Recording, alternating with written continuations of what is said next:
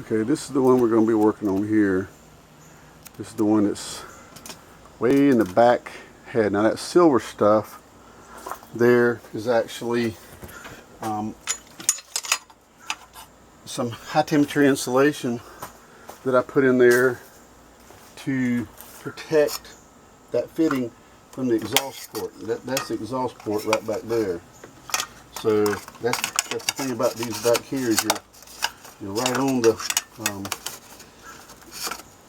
you're not far from the header. I mean, you're probably that far. That fitting is about that far from it. So I know they keep the fuel moving through these things, but I figured, okay, since I have this high temperature insulation that we use in our business, I can just wrap that around there, and that'll help protect that fitting from the heat.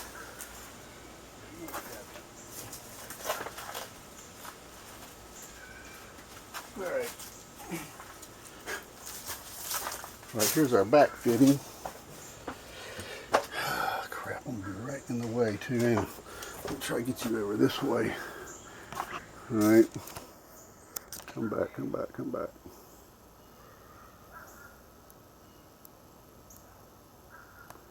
All right.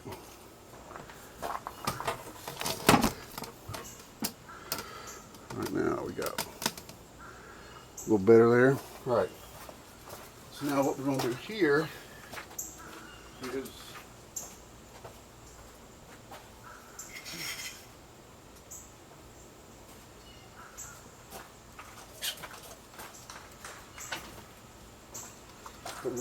try to get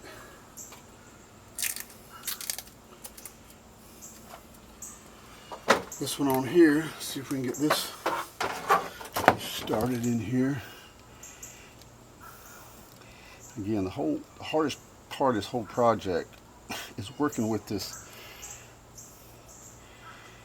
hose. This stuff has really got a mind of its own, and it don't have a problem abusing you in a heartbeat. So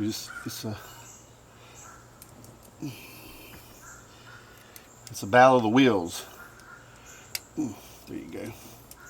But once it gets on there, man, it's going to look really cool, and it's going to be extremely nice because the flow capabilities of this tube versus the old tube is just you're going to just be amazed at how much more fuel this thing can flow just in the size of it. Now I'm going to change out the front Banjo fittings. I don't have those yet. But I'm figuring, but I'm not going to do one back there because it's, wow, just really tough to get back there, and I don't really see a need for it. I think there's probably a stock one in there. I hope, I'm guessing. I don't know of anybody that said when you're doing the fuel crossover kits from like Riff Raff that you had to add one or subtract one. And I did feel back there, and I can kind of feel it because it's got a big head on it. Let me go get one. I'll show you what it looks like.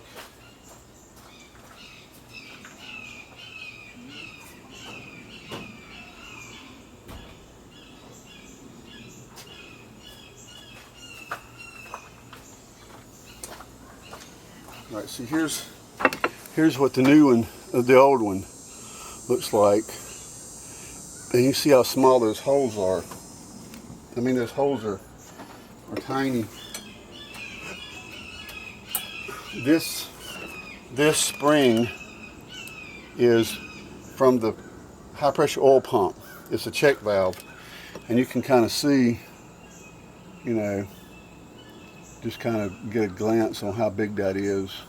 These holes are really small, but I did feel something like this on the back, so I'm pretty sure that there's a plug like this back there. So I'm figuring, you know, I've got a high flow hose up here, and then the new Banjo fitting here, so there'll be more fuel flow that way. And so just the normal amount of fuel flow going in the back of that head is probably going to be a whole lot more than it has now, you know. So that should be a good thing. Now let's see how we're going to be able to route this hose here.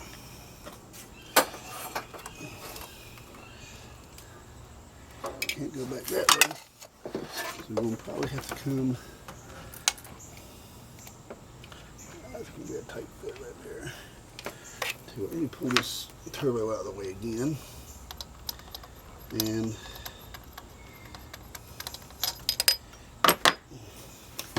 we'll slide it over this way. Maybe just come forward with it. I'm trying to be really careful doing this because I don't want to damage any of the stuff back there. Alright, get you on here. Well, that is a tight little fit back there, isn't it? What size do I need for that? Let's see, what size is this? 14. Where's all my wrenches at?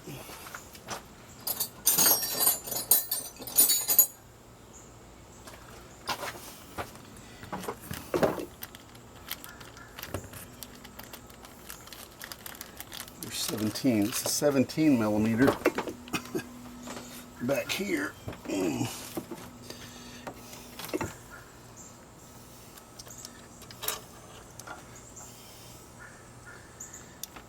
I'll tell you what, you're away. There's just not a good angle to get to this stupid thing. Makes it so freaking hard.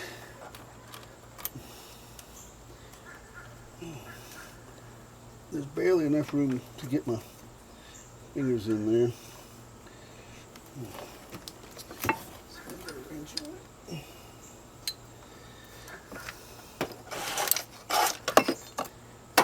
Then you got the problem with this freaking hose here. Here we go. You definitely got to get you some room in there. Are you having a good time, dear? Oh yeah. Your daughter and I are leaving. We'll be back in a while. Okay. And I told Madeline we'd probably come by her apartment around 4 o'clock-ish. Okay. Okay? Say hey to the YouTube people. Huh? Say hey to the YouTube people. The YouTube people? Yeah, we're videoing this. Oh, okay. Hi. All right. So I'm gonna put this up at an up angle here.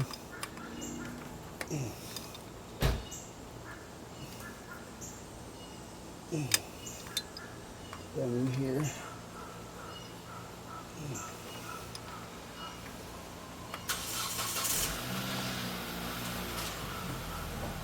Okay.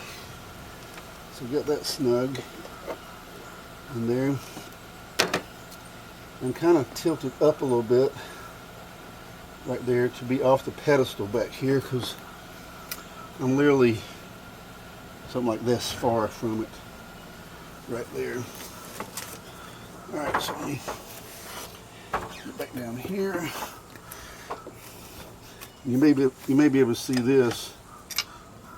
This is 170,000 miles. I put this on the outside because I had rebuilt this turbo, so that way all I gotta do is look at it to remind myself when I did that, which I'm gonna write it down anyway, but that way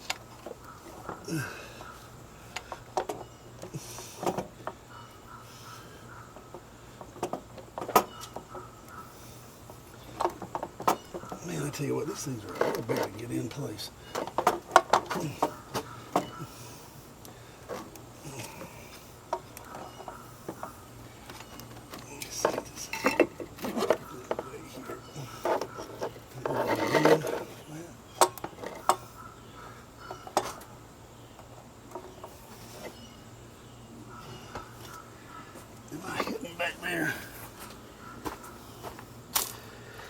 I may need to come further up. Alright, well this is why we do test fits. We're going to have to probably come a bit further up here on this one.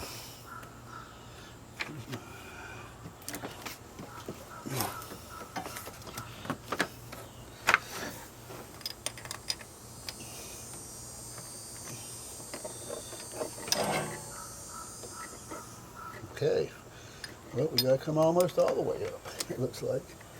Get in there.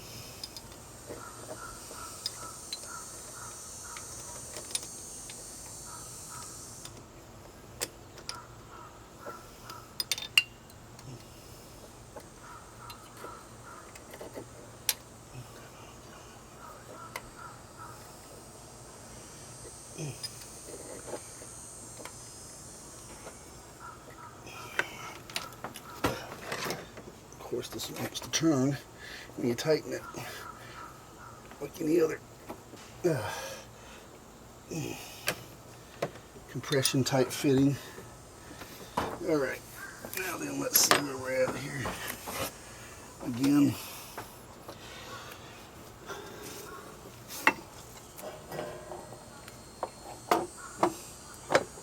all right, there we go.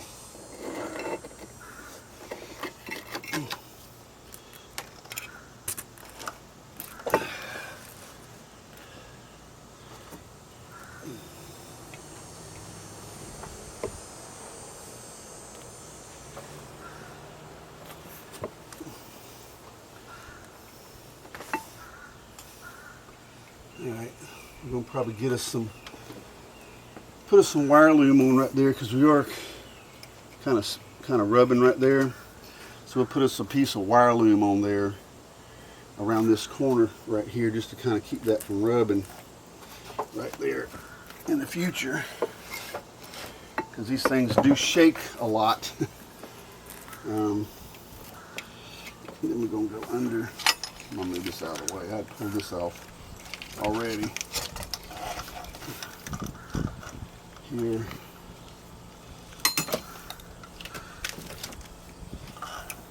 So we're gonna go under there, and then probably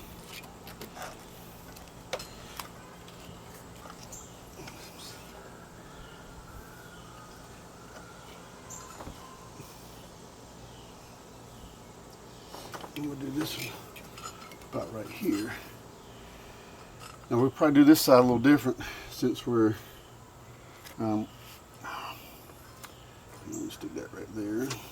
Get my black magic marker. And we'll have to bring everything over here.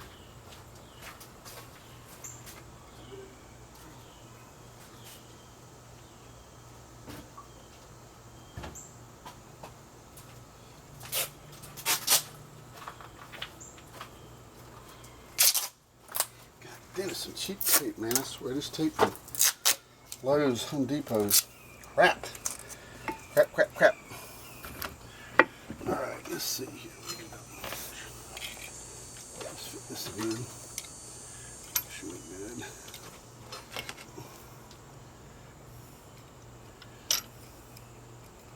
I'd rather have too much hose than not enough hose. So we're going to mark it right here.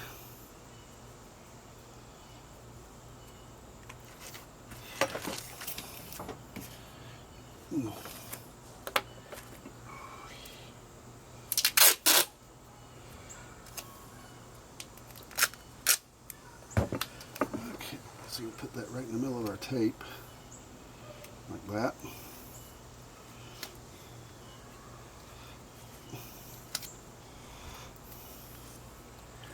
And you just remark our spot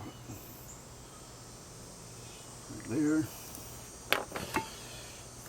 All right, we'll come back to you here in a little bit.